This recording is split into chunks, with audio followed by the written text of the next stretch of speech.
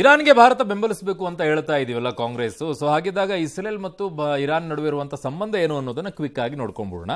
ನೋಡಿ, ಇಸ್ರೇಲ್ ಜೊತೆಗಿರುವಂತಹ ಸಂಬಂಧ ಏನು ಅಂತಂದ್ರೆ 1942ರಲ್ಲಿ ಪ್ಯಾಲೆಸ್ತೈನ್ ವಿಭಜನೆಗೆ ವಿರೋಧವಾಗಿ ಭಾರತ ಮತ ಹಾಕಿತ್ತು. ಆದರೆ 1950ರಲ್ಲಿ ಇಸ್ರೇಲ್ ಸಾರ್ವಭೌಮತ್ವ ಗುರುತಿಸಿತ್ತು ಭಾರತ. 1992ರಲ್ಲಿ ರಾಜತಾಂತ್ರಿಕ ಸಂಬಂಧ ಸ್ಥಾಪನೆಯಾಗುತ್ತೆ. ರಕ್ಷಣೆ, ಕೃಷಿ, ವಿಜ್ಞಾನ, ತಂತ್ರಜ್ಞಾನದಲ್ಲಿ ಪಾಲುದಾರಿಕೆಯನ್ನು ಹೊಂದುತ್ತೆ. ಭಯೋತ್ಪಾದನೆ ವಿರುದ್ಧ ಹೋರಾಟದ ಸಹಕಾರದಲ್ಲಿ ಗಾಢವಾಗಿರುವಂತಹ ಸಂಬಂಧ ಇದೆ. 1962ರಲ್ಲಿ ಚೀನಾ ವಿರುದ್ಧದ ಯುದ್ಧದಲ್ಲಿ ಭಾರತಕ್ಕೆ ಶಸ್ತ್ರಾಸ್ತ್ರವನ್ನು ಇಸ್ರೇಲ್ ಪೂರೈಸಿತ್ತು. 1965, 1971 ಪಾಕ್ ವಿರುದ್ಧದ ಯುದ್ಧದಲ್ಲಿ ಭಾರತಕ್ಕೆ ಶಸ್ತ್ರಾಸ್ತ್ರ ಮತ್ತು ಸೈನಿಕರ ನೆರವನ್ನು ಕೂಡ ಕೊಟ್ಟಿತ್ತು. ಅಷ್ಟೇ ಅಲ್ಲ, ಪರಮಾಣು ಪಾಕಿಸ್ತಾನ ತಯಾರು ಮಾಡಬೇಕಾದ್ರೆ ನಾವು ಹೊಡೆದು ಬರ್ತೀವಿ, ನಮಗೆ ಬರೀ ಏರ್ ಬೇಸ್ ಕೊಡಿ ಸಾಕು ಅಂತ ಇಸ್ರೇಲ್ ಕೇಳ್ಕೊಂಡಿತ್ತು. ಬಟ್ ನಾವು ಕೊಡಲಿಲ್ಲ, ಅದು ಯಾವ ಧೈರ್ಯ ಮಾಡಲಿಲ್ಲ. 1999ರಲ್ಲಿ ಕಾರ್ಗಿಲ್ ಯುದ್ಧದ ವೇಳೆ UAV ಮತ್ತು ಡ್ರೋನ್, ಲೇಸರ್ ಗೈಡೆಡ್ ಶಸ್ತ್ರಾಸ್ತ್ರವನ್ನು ಕೊಟ್ಟಿತ್ತು. ಗಾಜಾದಲ್ಲಿ ಶಾಂತಿ ಸ್ಥಾಪನೆಗೆ ಭಾರತ ಮಧ್ಯಸ್ಥಿಕೆ ವಹಿಸೋಕೆ ಶ್ರಮವನ್ನು ಪಟ್ಟಿತ್ತು. ಅಷ್ಟೇ ಅಲ್ಲ, ನಿಮಗೆ ಈಗಲೂ ಕೂಡ ಭಾರತ ಇಸ್ರೇಲ್ ಜೊತೆಗೆ ಅನೇಕ ಶಸ್ತ್ರಾಸ್ತ್ರಗಳನ್ನು ತಯಾರು ಮಾಡುವಂಥ ಕೆಲಸವನ್ನು ಮಾಡ್ತಾ ಇದೆ ಜೊತೆಗೂಡಿಕೊಂಡು. ಇನ್ನು ಇರಾನ್ ಜೊತೆಗಿರುವಂಥ ಸಂಬಂಧ ಏನು ಅಂತ ನೋಡ್ಬಿಡ್ರ. ಇರಾನ್ನಿಂದಲೇ ಆರ್ಯನರು ಭಾರತಕ್ಕೆ ಬಂದರು ಅನ್ನುವಂಥ ವಾದ. ವಾದಗಳು ತುಂಬಾ ಇದೆ ಬಿಡಿ. ದ್ರಾವಿಡರು ಎಲ್ಲಿ ಬಂದರು, ಆರ್ಯನರು ಎಲ್ಲಿ ಬಂದರು ಅಂತೇಳಿ ಅದು ಬಿಟ್ಟಾಕೋಣ. 1950ರಲ್ಲಿ ರಾಜತಾಂತ್ರಿಕ ಸಂಬಂಧ ಸ್ಥಾಪನೆ, ಚಾಬಹಾರ್ ಬಂದರು ಮತ್ತು international north south transport corridor, look to the east ತಂತ್ರದ ಮೂಲಕ ಭಾರತ ಜೊತೆಗೆ ಇರಾನ್ ಪಾಲುದಾರಿಕೆಯನ್ನು ಹೊಂದುವುದು. ಸೊ ಹಾರ್ಮೂಜ್ ಮತ್ತು ಜಲಸಂಧಿ ಭಾರತಕ್ಕೆ ತೈಲ ಪೂರೈಸುವ ನಿರ್ಣಾಯಕ ಮಾರ್ಗವಾಗಿರೋದು. 1971ರ ಯುದ್ಧದಲ್ಲಿ ಪಾಕ್ಗೆ ಶಸ್ತ್ರಾಸ್ತ್ರವನ್ನು ಇರಾನ್ ನೀಡಿತು. 1971ರಲ್ಲಿ. 99ರಲ್ಲಿ ಕಾರ್ಗಿಲ್ ಯುದ್ಧದಲ್ಲಿ ಪಾಕ್ ಪರ ನಿಲ್ಲದೆ ಇರಾನ್ ತಟಸ್ಥವಾಗಿತ್ತು. ಬಟ್ ನಮ್ಮ ಜೊತೆಗೆ ನಿಂತ್ಕೊಳ್ಳಿಲ್ಲ ಅವರು.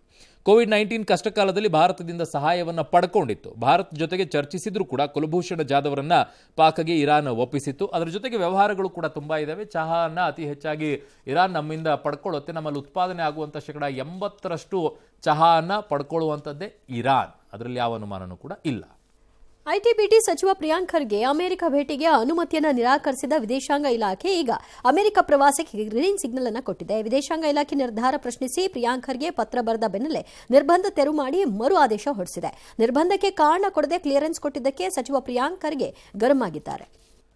ಹಿಂದೂ ಮುಖಂಡರೇ ಸರ್ಕಾರ ಟಾರ್ಗೆಟ್ ಮಾಡ್ತಾ ಇದೆಯಾ ಅನ್ನುವಂಥ ಪ್ರಶ್ನೆ ಬರ್ತಾ ಇದೆ. ಯಾಕೆ ಅಂತಂದ್ರೆ ಚಕ್ರವರ್ತಿ ಸೂಲಿಬೇಲೆ ಅವರಿಗೂ ಕೂಡ ಒಂದಿಷ್ಟು ಕಂಡೀಷನ್ ಹಾಕಿತ್ತು. ನೀವು ರಾಜಕೀಯವಾಗಿ ಮಾತನಾಡಬಾರ್ದು, ಆ ನಾಯಕರ ಬಗ್ಗೆ ತೇಜೋವಧೆ ಮಾಡಬಾರ್ದು ಅಂತೇಳಿ. ಈಗ ಮತ್ತೊಂದು ಅದೇ ರೀತಿಯಾಗಿ ಉಡುಪಿಯ ಶ್ರೀಕಾಂತ್ ಶೆಟ್ಟಿಗೆ 3 ತಿಂಗಳು ನಿರ್ಬಂಧವನ್ನು ಹೇರಿಬಿಟ್ಟಿದೆ ಬಾಗಲಕೋಟೆ ಜಿಲ್ಲಾಡಳಿತ.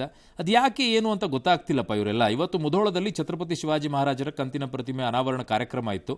ಸೊ ಏಕಾಏಕಿಯಾಗಿ ರಾತ್ರಿ ನೋಟಿಸ್ ಕೊಟ್ಬಿಟ್ಟಿದ್ದಾರೆ. ಈಗ ಒಂದು ರೀತಿಯಾಗಿ ಕಾಂಗ್ರೆಸ್ ಹೇಗೆ ಅನಿಸ್ಕೊಳ್ತಾ ಇದೆ ಅಂತಂದರೆ, ನೀವು ಮುಸ್ಲಿಮರ ಪರವಾಗಿ ಅಂತ ಅನ್ನೋದಕ್ಕೋಸ್ಕರ ಎಲ್ಲವೂ ಕೂಡ ನೀವು ಮಾಡ್ತಾ ಇರುವಂಥ ಕೆಲಸಗಳು ಅದಕ್ಕೆ ತಕ್ಕಂಗೆ ಪೂರಕವಾಗಿ ನಡೀತಾ ಇದೆ. ಅನುಭವಿಸ್ಕೊಳ್ಳಿ, ಏನು ಮಾಡೋಕ್ಕಾಗೋದಿಲ್ಲ. 2026ರ ನೊಬೆಲ್ ಶಾಂತಿ ಪ್ರಶಸ್ತಿಗೆ ಅಮೆರಿಕ ಅಧ್ಯಕ್ಷ ಡೊನಾಲ್ಡ್ ಟ್ರಂಪ್ ಅವರ ಹೆಸರನ್ನ ಪಾಕಿಸ್ತಾನ ನಾಮನಿರ್ದೇಶನ ಮಾಡಿದೆ. ಅಣ್ವಸ್ತ್ರ ದೇಶಗಳಾದ ಪಾಕಿಸ್ತಾನ, ಭಾರತ ನಡುವೆ ಕದನ ವಿರಾಮಕ್ಕಾಗಿ ಟ್ರಂಪ್ ರಾಜತಾಂತ್ರಿಕ ಮಧ್ಯಸ್ಥಿಕೆ ಹಾಗೂ ಮಹತ್ತರ ನಾಯಕತ್ವ ತೋರದಕ್ಕಾಗಿ ಈ ಶಿಫಾರಸಂತೆ.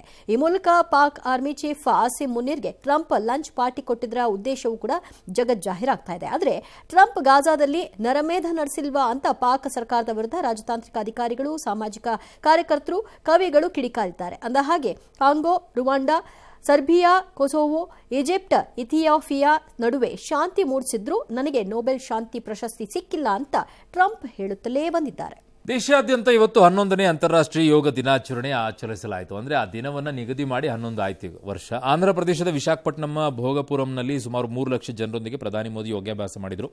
ಆಂಧ್ರ ಸಿಎಂ ಚಂದ್ರಬಾಬು ನಾಯ್ಡು, ಡಿಸಿಎಂ ಪವನ್ ಕಲ್ಯಾಣ್ ಸಾಥ್ ಕೊಟ್ಟರು. ವಿಧಾನಸೌಧ ಬಳಿ ರಾಜ್ಯಪಾಲ ಗೆಹ್ಲೋಟ್, ಸಚಿವ ದಿನೇಶ್ ಗುಂಡೂರಾವ್ ನಮ್ಮ ರಾಜ್ಯದಲ್ಲಿದ್ದು ಹಲವರು ಭಾಗಿಯಾಗಿದ್ದರು. ಬೀದರ್, ಧಾರವಾಡ, ದಾವಣಗೆರೆ ಎಲ್ಲಾ ಜಿಲ್ಲೆಗಳಲ್ಲೂ ಕೂಡ ಯೋಗ ದಿನಾಚರಣೆಯನ್ನು ಚೆನ್ನಾಗೇ ಮಾಡಿದ್ದಾರೆ. ಬಿಜೆಪಿ ಕಚೇರಿ ಮುಂಭಾಗದಲ್ಲೂ ಕೂಡ ರಾಜ್ಯಾಧ್ಯಕ್ಷ ವಿಜೇಂದ್ರ ಅವರು, ನಟಿ ಸುಧಾರಣೆ ಸೇರಿ ಹಲವರು ಯೋಗಾಭ್ಯಾಸ ಎಲ್ಲ ಮಾಡಿದ್ದಾರೆ. ಟಿ ಶರ್ಟ್ ಹಿಂಭಾಗದಲ್ಲಿ ಆಪರೇಷನ್ ಸಿಂಧೂರ ಕುರಿತ ಬರಹ ಇವತ್ತು ವಿಶೇಷವಾಗಿತ್ತು.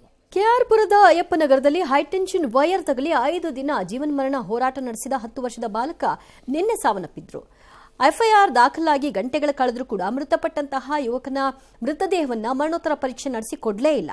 ಪಬ್ಲಿಕ್ ಟಿವಿ ವರದಿ ಮಾಡಿದ ನಂತರದಲ್ಲಿ ವಿಕ್ಟೋರಿಯಾ ಆಸ್ಪತ್ರೆಗೆ ಓಡೋಡಿ ಬಂದಂತಹ ಪೊಲೀಸರು ನಂತರ ಎಫ್ಐಆರ್ ಕೊಟ್ಟು ಮರಣೋತ್ತರ ಪರೀಕ್ಷೆ ಮಾಡಿಸಿ ಕುಟುಂಬಕ್ಕೆ ಮೃತದೇಹವನ್ನು ಹಸ್ತಾಂತರ ಮಾಡಿದ್ರು. ಆ ತಾಯಿಯ ಆಕ್ರಂದನ ಮಾತ್ರ ಮುಗಿಲು ಮುಟ್ಟಿತ್ತು.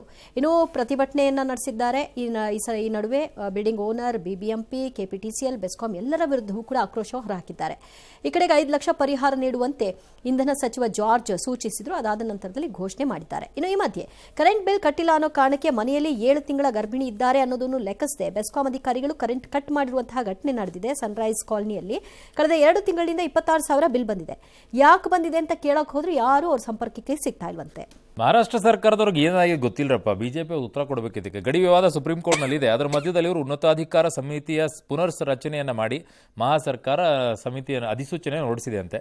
ಏನಂದ್ರೆ ಕರ್ನಾಟಕದಲ್ಲಿ ಮರಾಠಿ ಭಾಷಿಕ ಗ್ರಾಮಗಳು ಯಾವ್ಯಾವ ಇದಾವಂತ ಲೆಕ್ಕ ಹಾಕ್ತಾರಂತೆ. ಮಾಡ್ಕೊಳ್ಳಿ, ನೋಡೋಣ ಏನಾಗುತ್ತೆ.